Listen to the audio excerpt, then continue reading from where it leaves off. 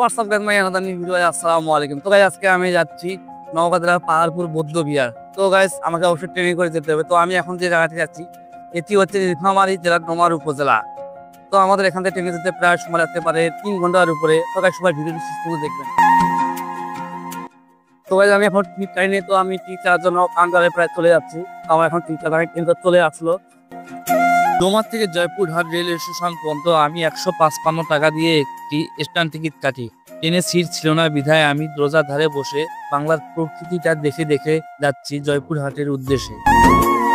প্রথমে নীলফামারী এবং Saidpur railway station crossing করে চলে আসলাম বাংলাদেশের দ্বিতীয় railway junction Parbatipur railway station.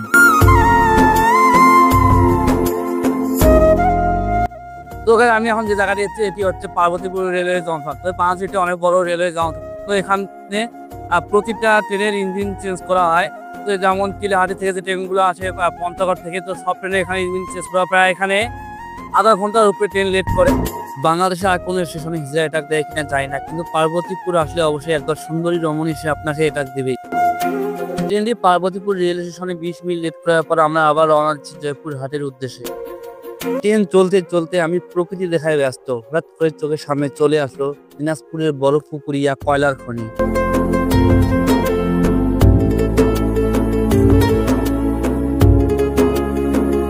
চলতে চলতে চলে আসলাম হিলি স্টেশন। আমার সামনে যে স্থাপনা বাড়ি ঘর দেখা যাচ্ছে এগুলো ইন্ডিয়ার। হিলি স্টেশনটি একবারে বাংলাদেশ এবং ইন্ডিয়ার বর্ডার ঘেঁষে অবস্থিত। বাংলাদেশ এবং ইন্ডিয়ার সুন্দর দৃশ্য উপভোগ করা যায় ট্রেন থেকে। এখানে কোনো সময় ট্রেন ক্রসিং এর জন্য থামে, তাহলে তো আরো অনেক সুন্দর দৃশ্য উপভোগ করা যায়। আমাদের ট্রেনটি এই স্টেশনে স্টপেজ ছিল না বিধায় ট্রেন চলে গেল। নীলফামারী, সৈয়দপুর, পার্বতীপুর, ফুলবাড়ি, বিরামপুর, হিলি এবং পাঁচবিবি স্টেশন পার হয়ে চলে আসলাম আমাদের গন্তব্যস্থল জয়পুরহাট স্টেশন। জয়পুরহাট থেকে অটো বা অটোরিক্সা নিয়ে রওনা দেব পাহাড়পুর বৌদ্ধ বিহারের উদ্দেশ্যে। তো গাইস আমি 100 টাকা দিয়ে অটোরিক্সা ভাড়া করলাম জয়পুরহাট রেলওয়ে স্টেশন থেকে। তো আমি অটো ভাড়া করতে গেলে তারা ভাড়া চাচ্ছে 200 টাকা 300 টাকা। তারপরে এই মামা আমার কাছে 100 টাকা দিয়ে যাচ্ছে পাহাড়পুর। তো আপনারা অবশ্যই আগে সবসময় অটোরিক্সাগুলো ভাড়া করবেন, কারণ কখনো অটো ভাড়া করবেন না, কারণ তারা 200 টাকা দিয়ে ভাড়া চায়।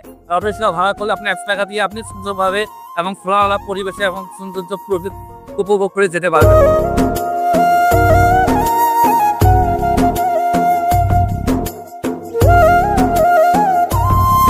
আপনারা পাহাড়পুর বৌদ্ধ বিহার আসলে অবশ্যই জয়পুরহাট হয়ে আসবেন, কারণ জয়পুরহাটের থেকে মাত্র 13 কিলোমিটার।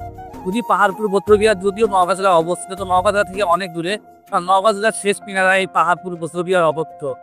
তো মাত্র 13 কিলোমিটার জয়পুরহাট থেকে, এবং জয়পুরহাট থেকে যাতায়াতের সুবিধা ভালো। তো আপনারা অবশ্যই দেশের দূর গেছেন অবশ্যই আপনার ট্রেনে করে আসবেন। যেমন আমি ট্রেনে আসছি, ট্রেন থেকে আমার মাত্র 100 টাকা দিয়ে একটি অটো রিক্সা ভাড়া করে আমি পাহাড়পুরের উদ্দেশ্যে রওনা দিচ্ছি। জয়পুরহাট শহর ছিল পরিষ্কার পরিচ্ছন্নতা। হঠাৎ করে রাস্তার ধারে চোখে পড়ল জয়পুরহাট উপজেলা মডেল মসজিদ।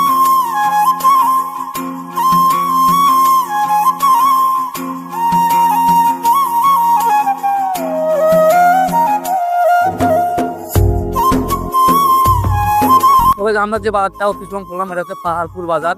তো এই রোডটা হচ্ছে বদলগাছি রোড।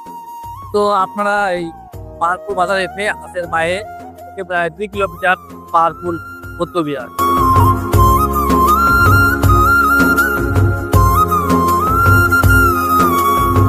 30 মিনিট এবং 13 কিলোমিটার অতিক্রম করে শেরমের চলে আসলাম পাহাড়পুর বৌদ্ধ বিহারের দ্বিতীয় গেটটি। বিহারে প্রবেশের জন্য টিকিট কাটতে হবে, তাই আমি টিকিট কাউন্টারের দিকে রওনা দিচ্ছি টিকিট কাটার জন্য। ও টিকিট মামা নেই।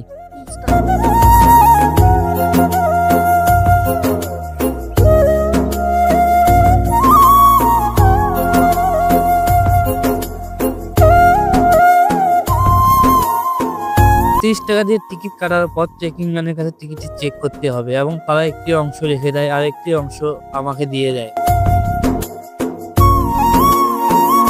তো গাইস আমি যদিও একা আছি, তো আমার ভিডিও করতে অনেক অসুবিধা হবে, অনেক প্রবলেম হবে। তো ক্যামেরা ধরার জন্য অবশ্যই এখন আনতে হতো। তো আমি এখনকে আনতে চাইছিলাম, সে আসতেছে না, এই জন্য আমি একাই রওনা দিলাম পাহাড়পুরের উদ্দেশ্যে।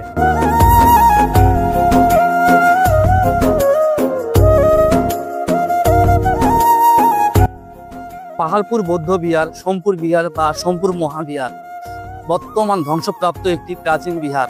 পাল বংশের দ্বিতীয় রাজা শ্রী ধর্মপাল দেব 881 থেকে 821 অষ্টম দশকের শেষের দিকে নবম দশকে এই বিহার তৈরি করেন। 1879 সালে স্যার আলেকজান্ডার কিংহাম এই প্রাচীন স্থাপনা আবিষ্কার করেন।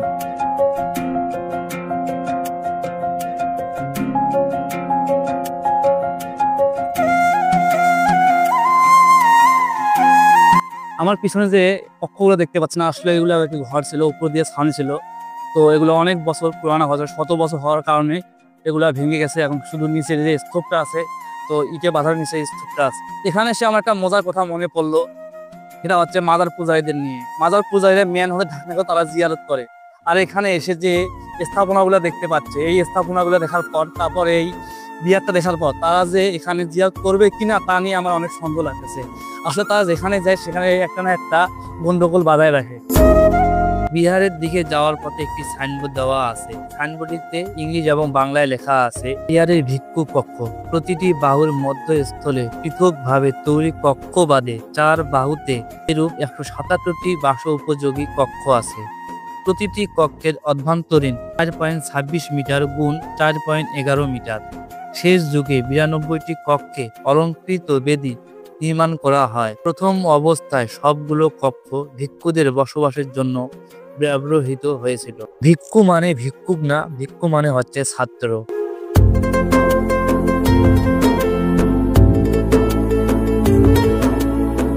মন্দিরের কাছে এসে দেখতে পেলাম মন্দিরের নিচে মাটির সাথে লাগানো অংশে অনেক পশু পাখি দেব দেবতার ছবি।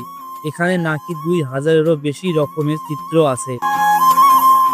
ইউনেস্কোর মতে পাহাড়পুর বিহার বা সোমপুর বৌদ্ধ বিহার দক্ষিণ হিমালয়ের দ্বিতীয় বৃহত্তম বৌদ্ধ বিহার। আয়তনে এর সাথে ভারতের নালন্দা মহাবিহারের তুলনা হতে পারে। এটি 300 বছর ধরে বৌদ্ধদের অতি বিখ্যাত ধর্ম শিক্ষাদান কেন্দ্র ছিল। শুধু উপমহাদেশের বিভিন্ন স্থান থেকেই নয়, বরং চীন, তিব্বত, মায়ানমার তথা তিনতন ব্রহ্মদেশ, মালয়েশিয়া, ইন্দোনেশিয়া প্রভৃতি দেশের বৌদ্ধরা এখানে ধর্মজ্ঞান অর্জন করতে আসছেন। খ্রিস্টীয় 10ম শতকে বিহারের আচার্য ছিল অতীশ দীপঙ্কর শ্রী জ্ঞান। 1985 খ্রিস্টাব্দে ইউনেস্কো এটিকে বিশ্ব ঐতিহ্যবাহী স্থানের স্বীকৃতি প্রদান করে। আমি এখন যে জায়গাটি দাঁড়িয়ে আছি, এগুলো হচ্ছে অনেক হাজার বছর পুরনো ইট, এই ইটের দেয়াল। তো আমি অনেক চেষ্টা করতেছি সেই ইটগুলো থেকে রং ওঠার, কিন্তু আসলে আমি হাতটা দেখতেছেন অনেকক্ষণ ধরে আমি অনেকক্ষণ চেষ্টা করছিলাম কিছুক্ষণ আগেও, কিন্তু রং উঠতেছে না। দেখতে পাচ্ছেন আমার হাতে কোনো রং নেই। এইগুলো এমন ভাবে তৈরি করা। এই সময় নাকি পর্যটক কম ঘুরতে আসে। যখন কোনো ধর্মীয় উৎসব হয়, যেমন ঈদ, পূজা, অনেক দেশীয় সরকারি ছুটি, স্কুল কলেজ থেকেও অনেক ছাত্র ছাত্রী শিক্ষা সফরে আসেন, তখন মানুষের অনেক ভিড় জমে। আমার বিহারটি চারদিকে সুন্দরভাবে ঘুরে আসে যখন আমি রওনা দিচ্ছি জয়পুর হাটের উদ্দেশ্যে। তো গাইস, সবাই ভালো থাকবেন, সুস্থ থাকবেন। তো দেখা হচ্ছে পরে কোনো ভিডিওতে। আসসালামু আলাইকুম।